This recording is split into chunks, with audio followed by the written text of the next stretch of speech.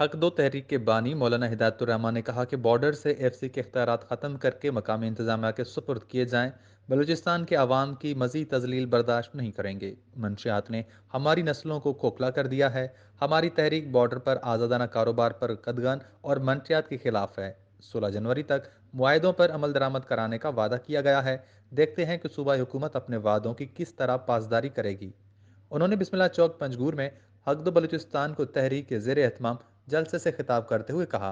انہوں نے کہا کہ ہمیں درپدر قوتوں کے اعلی کار بتانے والے یہ تو بتائیں کہ باپ پارٹی اور اس کا وزیر اعلیٰ کن قوتوں کی پیداوار ہیں جنہیں وزارت اعلیٰ کی کرسی پر بٹھانے کے لیے پرجوش نظر آئے۔ مولانا ہدایت الرحمان نے کہا کہ بارڈر پر ایف سی کی موجودگی کا کوئی جواز نہیں ہے۔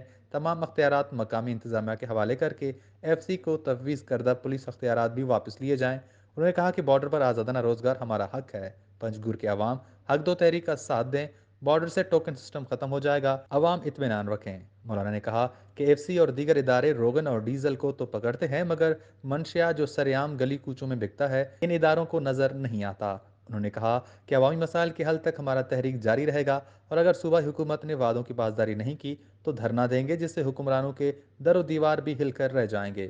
عوام دل سے خوف نکال دیں اور ظلم اور ناانصافی کے خلاف میدان میں نکلیں۔ اب ایسا نہیں ہو سکتا کہ فورسز کے لوگ سڑکوں پر ہماری ماں بہنوں بزرگوں کی بے توقیری کریں اور ہم خاموش تماشائی کا کردار ادا کریں۔ مولانا ہدایت الرحمان کا پنجگور پہنچنے پر 14 چوک پر استقبال کیا گیا اور اسے گاڑیوں کے ایک جلوس کی شکل میں جلسہ گاہ پہنچایا گیا۔